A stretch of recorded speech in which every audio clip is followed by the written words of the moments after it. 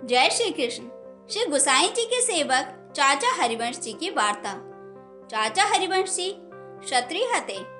विनको श्री गुसाई जी ने आज्ञा करी, जो श्री नाथ जी को अभिप्राय पुष्टि मार्ग बढ़ाइबे को है, जासु तुम परदेश में जाओ, हमारी आज्ञा सु सबको नाम सुनावो और वैष्णव जो भेंट काढ़े सो ले आवो। तब चाचा हरिवंश जी गुजरात आए। सो राजनगर के पास असारवा गांव है, तहाँ भाईला कोठारी के घर में रहे। वहाँ ते भेंट उकाई के खंबात में माल लेवे के लिए गए। सो वहाँ गांव में पूछी, जो भले आदमी कौन है? तब माधव दास दलाल ने कही, जो सहजपाल दोषी भले आदमी हैं। जब माधव दास दलाल के साथ सहजपाल दोषी के यहाँ जाए, सब माल लियो। सो उत्तम ते उत्तम वस्तु लीनी और जीवा पारी के ऊपर की हुंडी लाए हते। सो माधव दास दलाल को दीनी और कही, जो इनके मोल को दाम सब चुकाए के बचे सो नारायण सर पे हमारो डेरा है, तहाँ पहुँचाए दियो। जब माधव दास जी वो द्रव्य लेके विन के डेरा पर पहुँचावन गए, तब माधव दास ने विन को आचार क्रिया दे के विस्मय भय।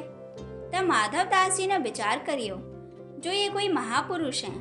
तब माधव दास ने कही, जो तुम्हारो धर्म हमको सिखावो। तब चाचा जी ने विन को नाम सुनाए। जब माधव दास सब रीत भांति सीख के सहजपाल दोषी तथा जीवा पारिक सु कही, जो ये तो बड़े महत पुरुष हैं, यानी महापुरुष हैं। ये बात सुन के वे दोनों चाचा जी के पास नाम पाए। जब खंबात सु वे तीनों जने चाचा जी के साथ श्री गोकुल आए, तब आई के श्री गुसाई जी के पास निवेदन करवाए। तब श्री नाथ जी के दर्शन करी के बहुत प्रसन्न भये। सो वे चाचा जी ऐसे कृपा पात्र थे। फिर चाचा जी एक दिन गुजरात के परदेश को गए। सो रास्ता भूली गए। भीलन के गांव में गए। वहाँ कुआं पर एक स्त्री जल भरत थी। वह स्त्री ने विन के आचार विचार देख के अपने घर को ले गई और विन के पास नाम पायो और सब रीत भातसु भोग धरबे लगी। चाचा जी ने विन से पूछो, जो तुम्हारे घर को पुरुष कहाँ गए हैं? तब विन ने कही, जो चोरी करबे को गए हैं, हमारो यही धंधो है। तब चाचा जी ने कही, जो ये धंधो आछो नहीं है। जब वह स्त्री ने विनती करी, जो आप यहाँ रही के विन को वैष्णव करी के फिर तुम जाओ। तब चाचा जी वहाँ रह गए। तब वह बाई को बेटा गांव को मुखी हाथो। वह ने चाचा जी के दर्शन करत मात्री वह को चित लौकिक में सुनिकस के प्रभु उनके चरणार बिन में लाग्यो। सो सूरदास जी ने गायो है, जादिन संत पाहुने आवे, तीर्थ कोटि स्नान करन, फल दर्शन ही ते पावे। जासू या भील को मन छट फिर गयो। तब आखो गांव वैष्णव भयो। जब चाचा जी विन को सब सेवा की रीति सिखाई के वहाँ से विदा भय, तब वे भील चोरी को धंधा छोड़ के खेती करने लगे। जब रास्ता में चाचा जी को स्वप्न में श्री नाथ जी ने आज्ञा करी, वे भील आचार क्रिया आछी पाले हैं, परंतु भोग चाक के धारे हैं। सो मोको नित्य भीलन की झूठन लेनी पड़े है। जासु विन को तुम शिक्षा आछी तरह सु दीजियो।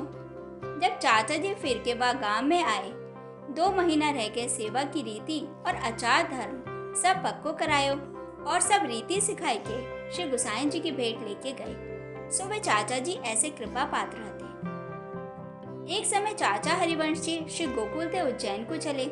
सो रास्ता में क्षत्रिय वैष्णव के घर आए। वह क्षत्रिय वैष्णव ने चाचा जी के मुख से भगवत वार्ता सुन के संसार में सो आसक्ति काट डाली। तब चाचा हरिवंश जी को वह वैष्णव ने ये कही कि जो सर्वस्व श्री गुसाई जी के पास ले जाओ मेरे को। चाचा जी ने कही, जो मैं उज्जैन को जाए के आऊंगा, जब पाछे आए के ले जाऊंगा। तब चाचा जी उज्जैन को आए, कृष्ण भट्ट से बात करी। तब कृष्ण भट्ट ने कही, वे क्षत्रिय तो अनाचारी है। तब चाचा जी ने कही, जिनकी संसार में आसक्ति नहीं है, विन को आचार विचार को काम। फिर चाचा जी वह क्षत्रिय वैष्णव के घर आए। तब वह वैष्णव ने सब द्रव्य श्री गुसाई जी की भेंट करियो। जब चाचा जी वह 3000 रुपया ले गए और 200 रुपया वह वैष्णव को जोर सु दे गए व्यवहार चलाइबे को। वे चाचा जी ऐसे कृपा पात्र थे, जिनके संग सु हजारों वैष्णवन की संसार आसक्ति छूट गई हती। एक समय श्री गुसाई जी परदेश पधारे हते। रास्ता में एक गांव आया। वह गांव में वैष्णव कोई न हतो। तब श्री गुसाई जी ने कही, चाचा जी ये रास्ता नहीं निकसे होएगो।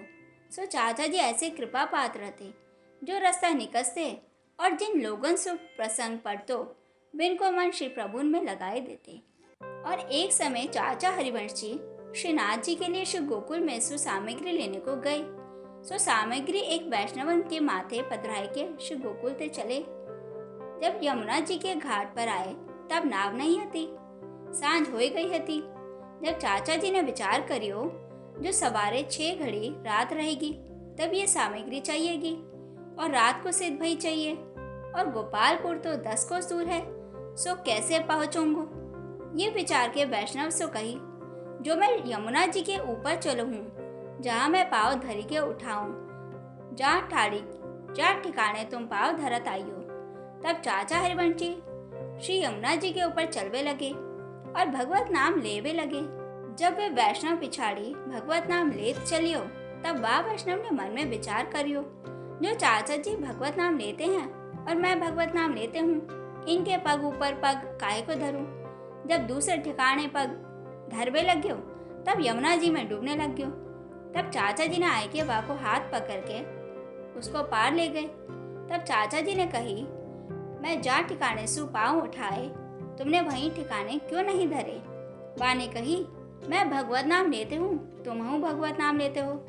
जब चाचा जी ने कही मेरी सुने हैं तेरी अब सुनेंगे।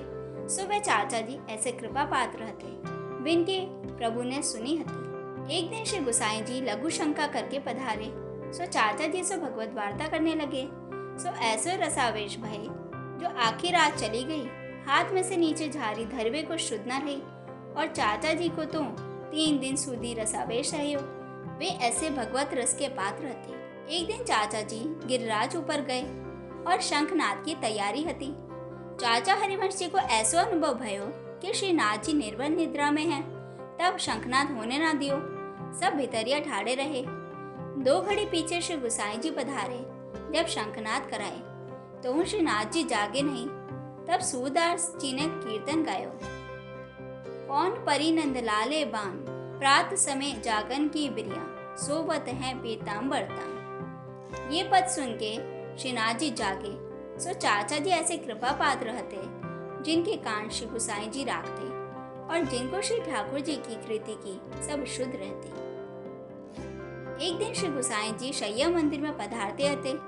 जब श्रीनाथ जी श्री गुसाई जी की आड़ी देखने लगे तब चाचा जी ने श्री गुसाई जी से विनती करी जो श्रीनाथ जी तो आपकी ओर चितवे हैं और आप भीतर कैसे पधारते हो।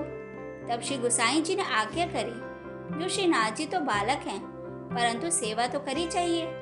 जब श्री गुसाई जी सेवा करवे को पधारे सो वे चाचा जी ऐसे कृपा पात्र थे जिनको श्रीनाथ जी की घड़ी घड़ी की खबर पड़ती हती। और एक दिन चाचा जी को ठोकर लगी हती। जब दुखी हुए बैठ रहे थे तब रुक्मणी बहू जी के आगे बात निकसी हती। श्री गुसाई जी ने कही जो सब वैष्णव हमारे अंग हैं। तब रुक्मणी बहू जी ने कही चाचा जी कौन सो अंग हैं।